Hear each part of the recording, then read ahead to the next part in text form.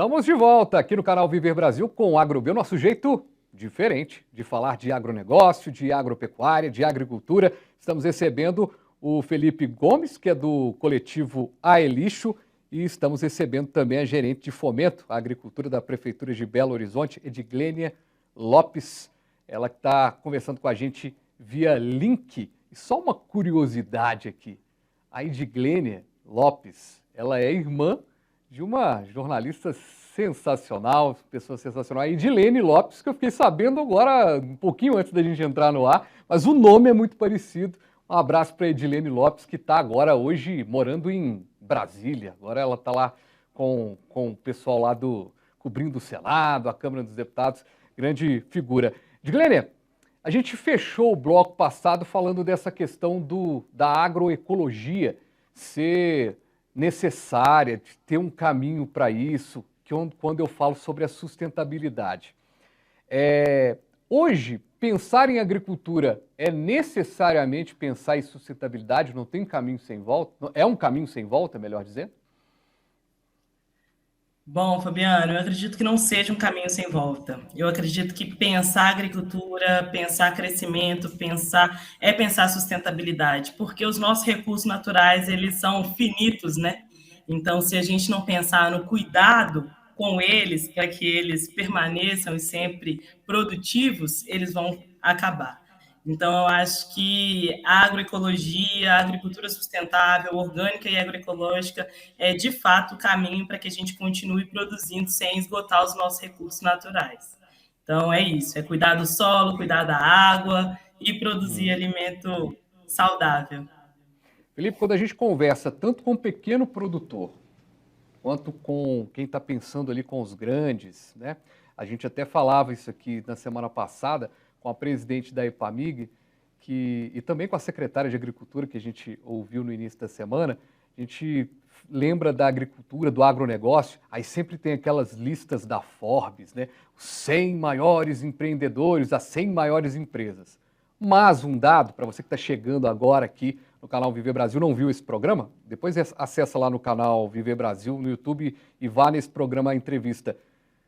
Grande parte, a maioria absoluta quase dos agricultores em Minas são da agricultura, exatamente da agricultura familiar. E o que eu vejo pode ser uma impressão completamente oposta, mas aí quero a sua observação. Você que está ali no campo, assim como a Edglênia, uma consciência ambiental como nunca antes tinha, né? O pessoal está realmente pensando, olha, eu tenho que entregar algo ambientalmente favorável. Sim, isso virou um selo de qualidade, né? Quando você pensa assim, um alimento produzido na cidade, que ele praticamente não tem transporte, né? Quando a gente pensa em mudanças climáticas, aquecimento global, quanto mais você transportar o alimento, mais você está contribuindo para que isso ocorra. Quando você começa a plantar dentro da cidade, fica mais pertinho. O alimento, ele muito se perde no caminho, ele amassa, ele estraga. Então, quando você compra ele de um produtor que está produzindo ali pertinho da sua casa, a chance de desperdício é menor. Sem contar a qualidade do alimento. Chega um alimento muito mais fresco. No caso da agroecologia, da agricultura urbana, geralmente é sem nenhum tipo de agrotóxico, usando adubos orgânicos, produzidos geralmente no próprio local, utilizando a matéria orgânica que ali está disponível.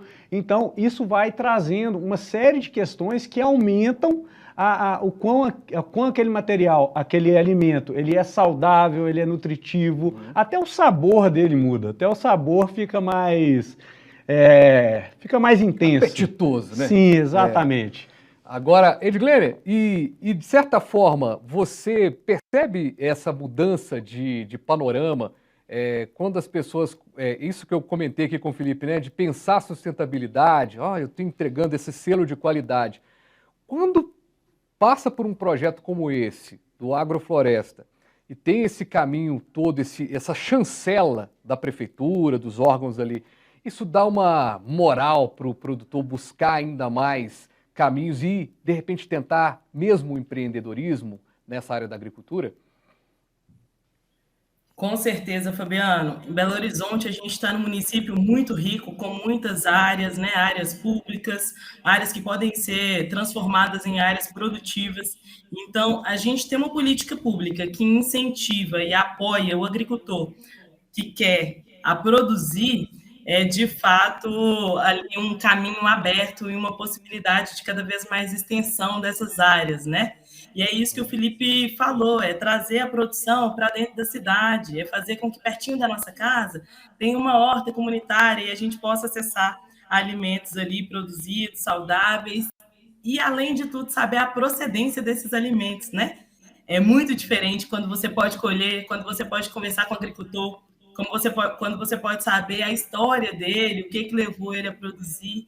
Então, é um caminho muito possível e essa política pública ela é de fato muito importante porque possibilita, se torna possível, né, produzir na Agora, cidade. você que está nesse tete a tete aí na prefeitura com essa causa, que é interessante, e se a gente parar para pensar, talvez nem tivesse uma pasta tão voltada para isso no passado em Belo Horizonte, se a gente imaginar, né? Nem tinha algo voltado, uma vez que a gente está pensando mais essa questão. Você percebe como é esse trato com a agricultura, esse início?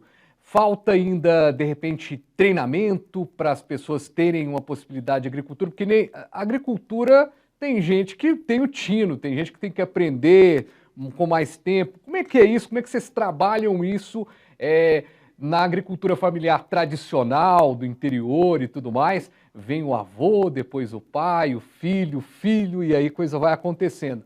Como é que funciona isso? Qual que é a geração que temos hoje em Belo Horizonte?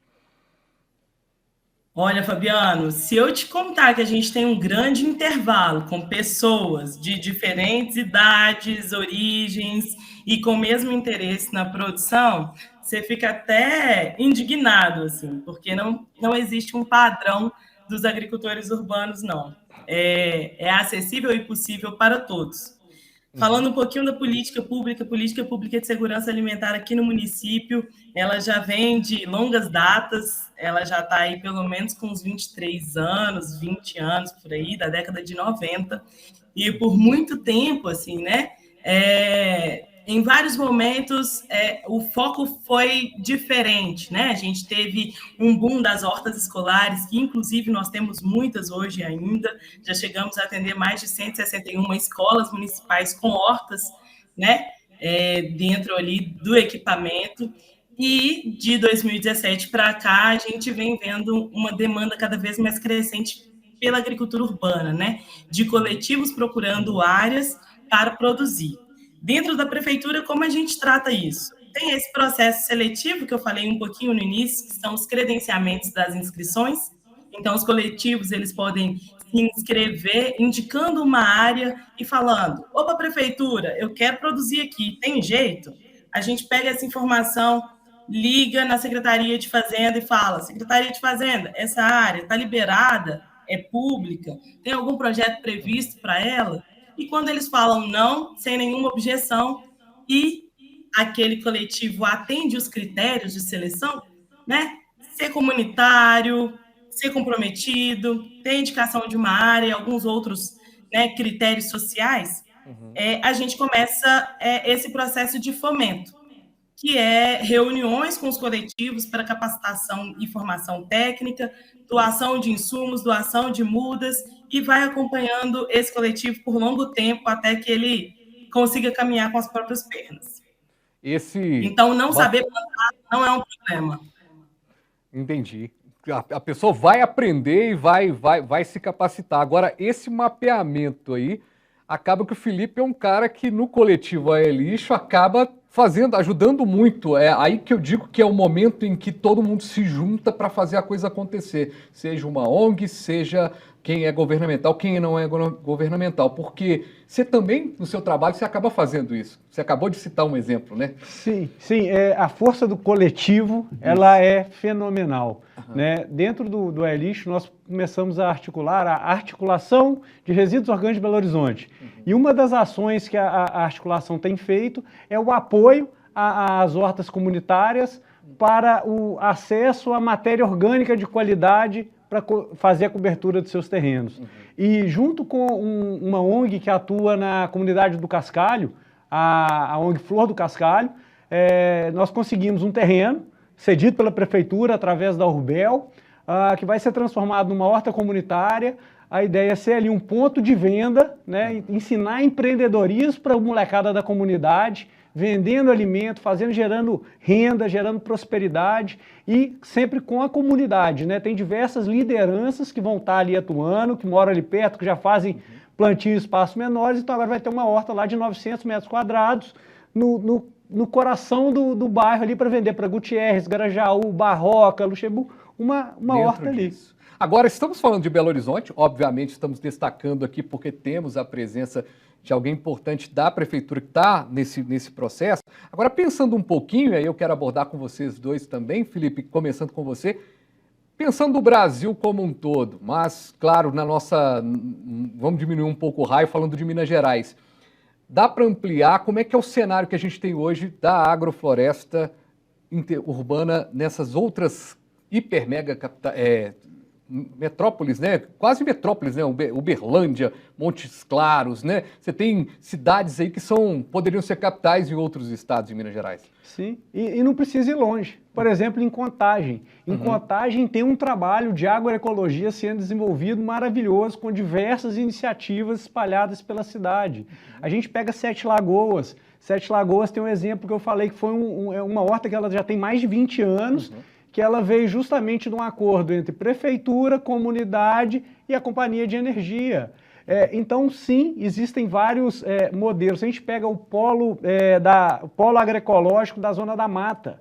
A Zona da Mata, sendo que a capital do polo é Viçosa, está sendo feito todo um trabalho. E aí, quando você entra na agroecologia, você pensa, tem tanta produção, legumes, verduras, quanto a produção de mel, produção de queijo. Você começa a ter esses outros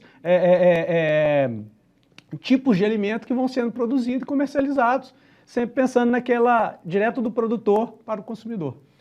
Edglênio, o pessoal de outras cidades, polos em Minas Gerais, ou mesmo em outros estados, elas têm trocado ideias, vocês têm debatido ideias para melhorar essa questão da agrofloresta urbana, porque parece que é algo que ter 9 pontos em Belo Horizonte já te dá um know-how para aplicar isso em vários outros lugares, né?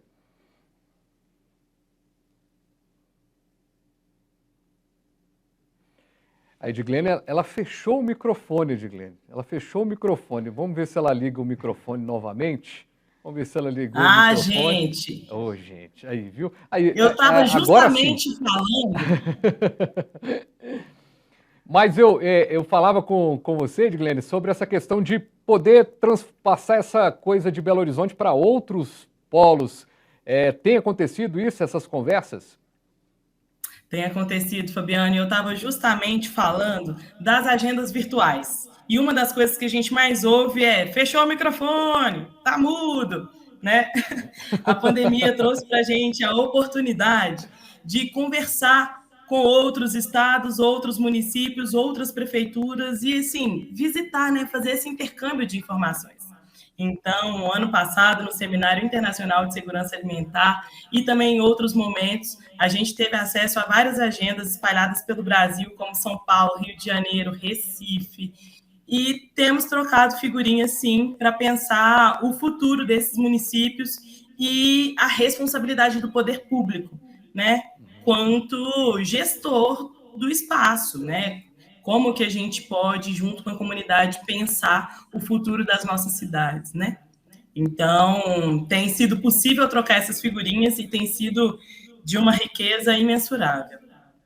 A gente tem muito produtor aqui em Belo Horizonte, queijo, por exemplo, turma que produz vinho, os pequenos produtores e tudo mais. E agora, com essa questão da horta, a gente tem esse momento todo para pensar a agroecologia. E eu vou deixar aqui para esse finalzinho para a gente fazer aqui talvez não chegar numa conclusão, mas pelo menos deixar uma pontinha ali, né, uma pulga atrás da orelha ali das pessoas. A agroecologia, ela se dá bem no meio urbano, no meio rural, obviamente, mas ela precisa de aprendizado, precisa de educação também, educação ambiental. Educação é a chave para toda mudança, né? A gente, para pensar porque a gente vem de um modelo que você não tem esse fomento, você não tem essa interligação com a natureza, né? A gente foi cada vez mais esquecendo, é aquela história que o menino acha que o leite vem da gôndola do supermercado, né? Então, quando a gente começa processos de ter espaços produtivos e você fomentar que a população vá lá, inclusive funcionando até como que a gente fala, a hortoterapia, né? A terapia por meio da horta, isso vai promovendo uma mudança, sim, total no estilo de vida, na forma de pensar, de se relacionar. Inclusive olhando não só a questão do alimento, porque eu sou do coletivo É Lixo, eu não posso deixar de falar. O resíduo orgânico, ele é o que está fechando ali o ciclo do alimento. Então, e você vai utilizar ele como matéria-prima para produzir o seu alimento. Lembrando que metade do lixo que nós produzimos são resíduos orgânicos, que podem ser resolvidos nas hortas comunitárias. Edglênia, 30 segundos, agroecologia e educação, essa dupla aí, como é que você define? A dupla perfeita, com certeza andam juntas e eu acho que o processo assim da agroecologia ele é por si só educativo, né? É a gente repensar as cidades, é a gente ressignificar os usos, o consumo, e aí com certeza é um grande processo de mudança de lente e de educação. Perfeito. Gente, estou muito feliz de ter recebido vocês aqui, essa dupla realmente de peso aqui, cada um no seu quadrado, literalmente, né? No quadradinho de cá tá o Felipe, no quadradinho de lá tá a Edglênia, mas mostrando aqui, gente, principalmente, que independente de caminhos privados, caminhos públicos, a gente pode sim pensar a sustentabilidade na agricultura e esse é o grande caminho, é o que a gente chama, né, de pauta positiva, essa discussão que a gente não termina definitivamente aqui. Eu quero acompanhar esse trabalho aqui de vocês. Um abraço, Edglênia, tudo de bom, viu? Obrigado pela sua participação. Obrigado, Felipe. Tudo de bom para você. E a gente vai indo. Um abração para todo mundo e a gente vai indo embora aqui, mas lembrando que a programação do canal Viver Brasil continua muito legal. Você continua acompanhando daqui a pouquinho muitos programas legais, inclusive o BH Todo Dia também chegando por ali, aqui no canal 527. Um abraço!